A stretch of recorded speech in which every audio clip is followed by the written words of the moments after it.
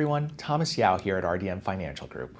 We have reached the halfway point of what has been a volatile and often unpredictable year for financial markets.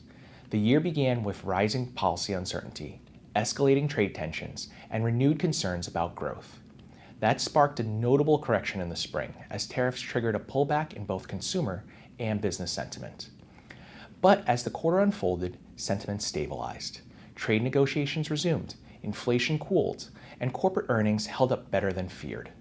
By June, markets recovered most of their earlier losses. On the surface, it may look like we've simply come full circle, but under the surface, the landscape has shifted. The most notable driver of this year's volatility has been the dramatic swings in trade policy. After a series of broad-based tariffs earlier this year, the administration quickly shifted course, delaying reciprocal measures, striking deals with key partners, and carving out temporary exemptions. Markets rallied as the worst-case scenarios appeared to fade, but the situation remains highly fluid. Several deadlines loom in the months ahead, and a legal challenge to the tariffs has added another layer of uncertainty.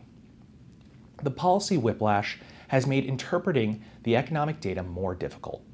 We saw a rush of activity early in the year, particularly in consumer goods and autos, as buyers moved to front-run expected price increases. That created a temporary lift, but it also clouds our view of the underlying trend. Is growth really improving, or just reacting to policy noise? Inflation, meanwhile, has continued to moderate. Consumer prices are rising at a slower pace, and recent reports have been encouraging. However, inflation expectations are drifting higher, likely due to concern over tariffs and long-term fiscal policy. That divergence between expectations and actual data is something we're watching closely. The Federal Reserve has responded with patience. Chair Powell made it clear that trade policy uncertainty is a key reason for staying on hold. For now, markets expect rate cuts to begin later this year, but timing will depend heavily on how the economy evolves and whether inflation remains contained. One of the most notable developments this quarter was the passage of the administration's Big Beautiful Bill, a sweeping policy package that includes tax cuts, deregulation, and a significant boost to defense spending. The bill aims to stimulate business investment, especially in manufacturing and industrial infrastructure. It also includes provisions that reduce regulatory burdens, particularly for small businesses and financial firms. There's optimism that this could support stronger growth over time, but there are also trade-offs. The bill is expected to increase the federal deficit meaningfully, and some sectors, like healthcare and renewable energy, will face headwinds as subsidies and incentives are reduced. As always, the market will need time to fully digest the ripple effects. Meanwhile, corporate earnings will take center stage in the upcoming weeks.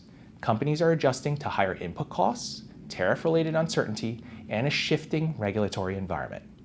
The upcoming earnings season will offer real insights into how businesses are responding and whether today's stock prices reflect realistic expectations about the road ahead. So where does this leave us? We continue to believe the path forward will be uneven. Markets have priced in a lot of optimism, and volatility may persist as headlines shift and data remains noisy. But even in a choppy environment, opportunity exists.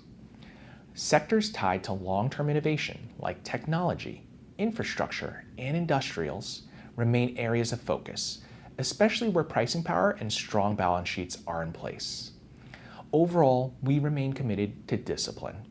Times like these remind us that staying diversified, focusing on quality, and remaining aligned with long-term goals are important. Thank you for listening, and I look forward to speaking with you again soon.